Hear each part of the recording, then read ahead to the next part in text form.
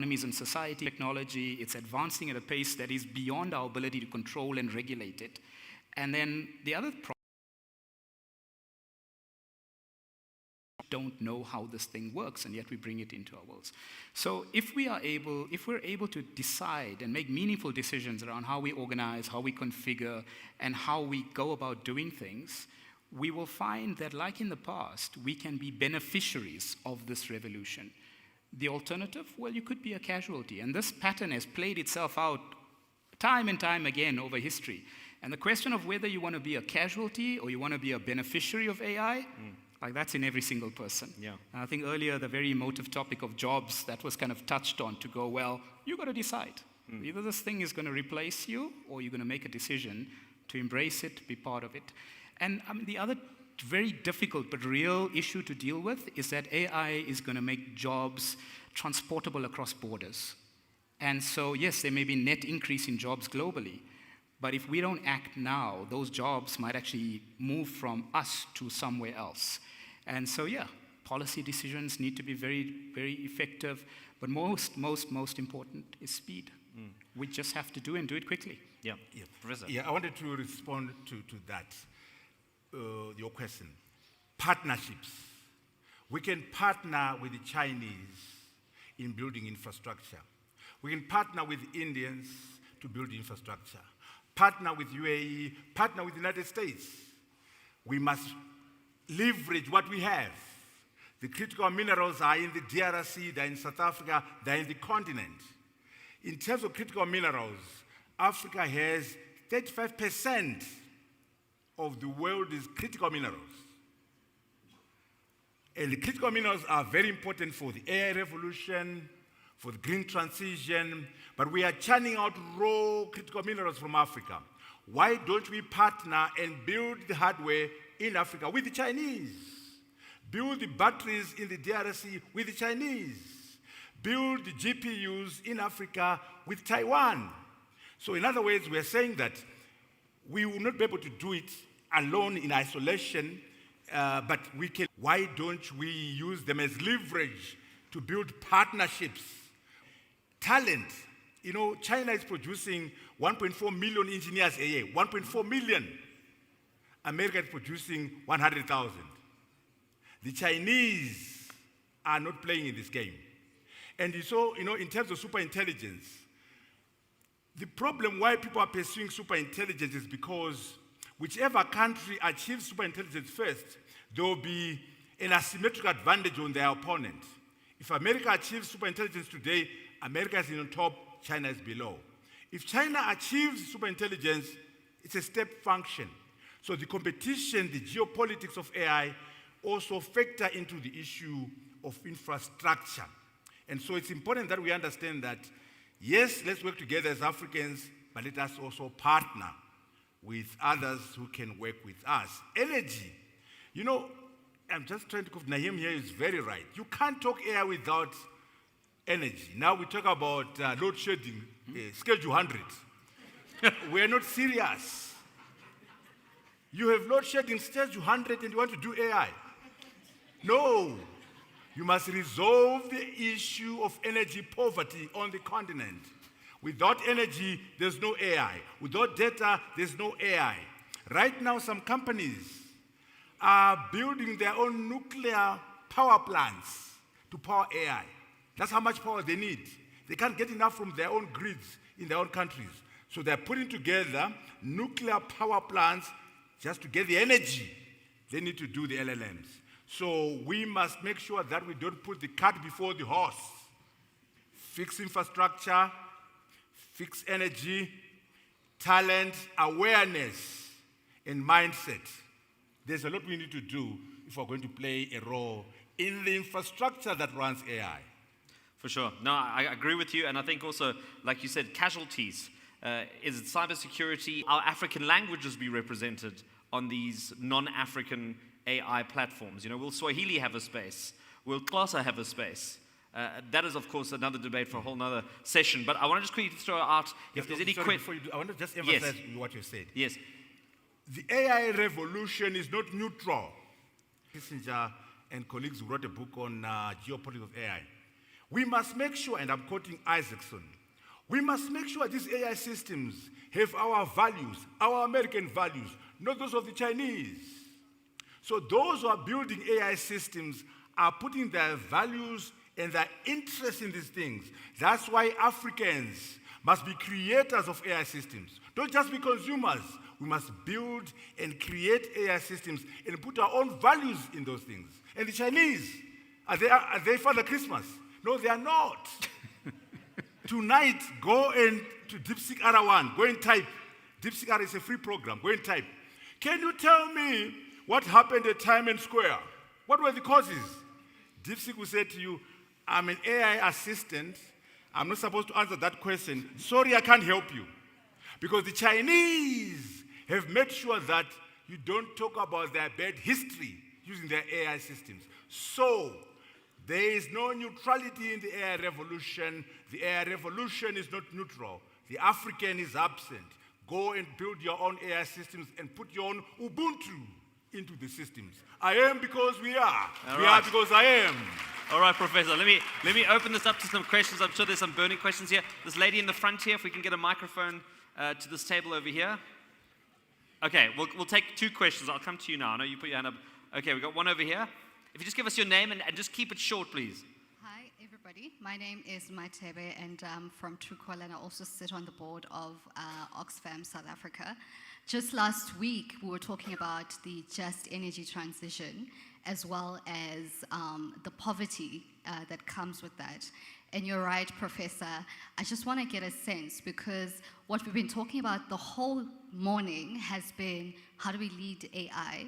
And I think there are many entry points into AI, particularly leveraging our critical minerals. And if you look at the Lobito corridor, in terms of what Zambia is doing, they essentially are going to be using those proceeds to reinvest in terms of skills, healthcare, and et cetera, et cetera. So the question I have for you is, what will it take for South Africa to have a similar coordination in terms of critical minerals and the just energy transition to be able to lead both in terms of the AI revolution, but also clean energy? Okay, I'm going to take the other question as well, and then we'll answer both of them. Okay, so just hang on to that. Let's take the other question as well, and then we can, make a note on that. Thank you. My name is Monde Sussman. I'm a PhD candidate on AI.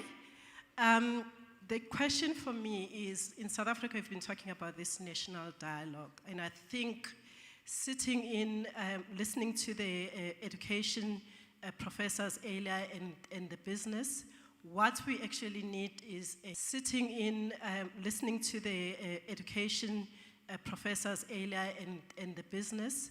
What we actually need is a national dialogue on AI. Everyone is talking.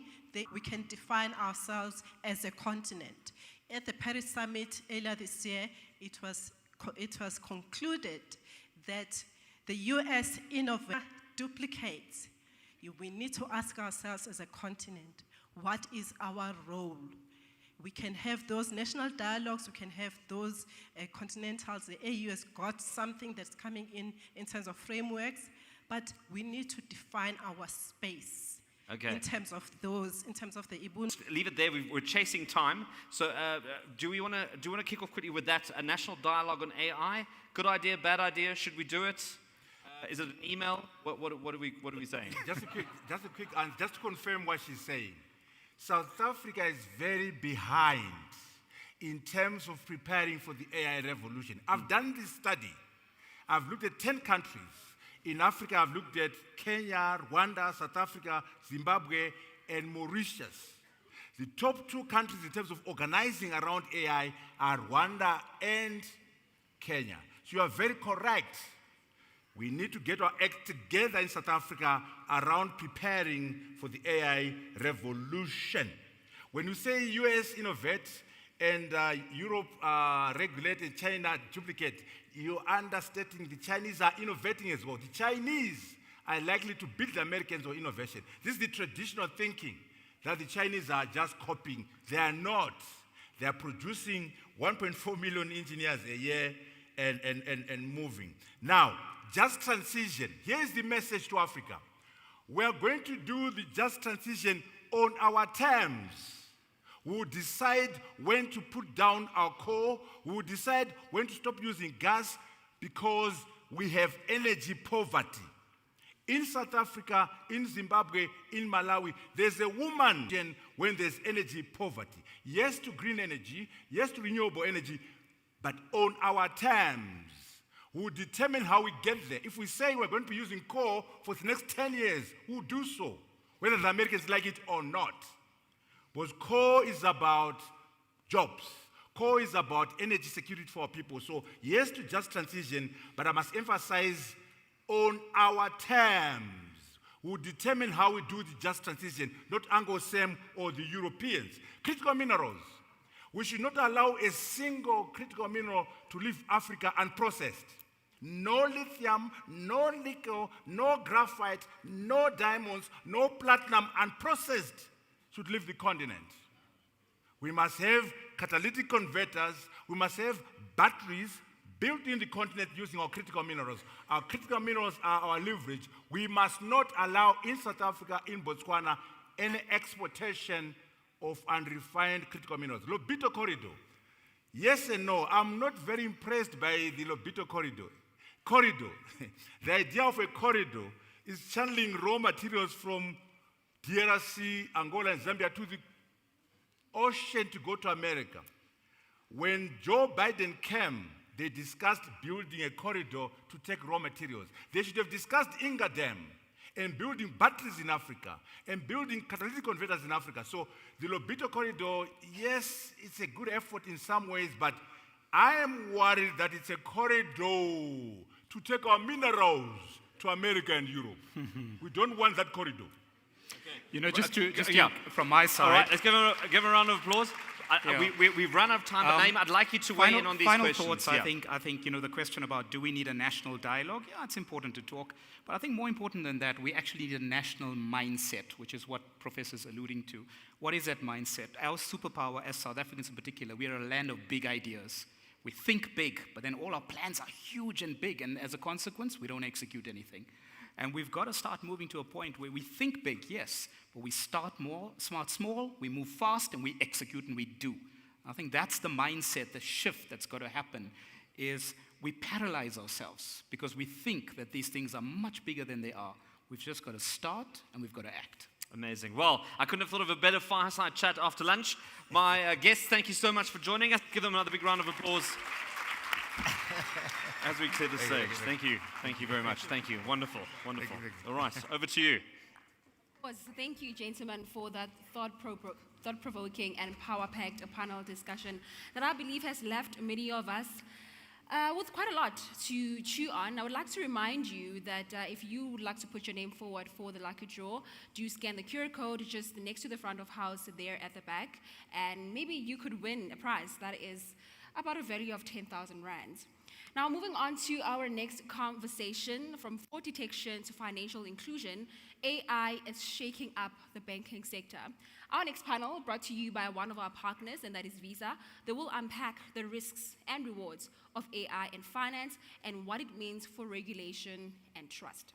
Let's meet the panelists, and please, I'd like to welcome on stage CNBC Africa and ABN Group's Vice Chairman, Sid Wahi, to lead this next conversation. Let's give them a round of applause, please.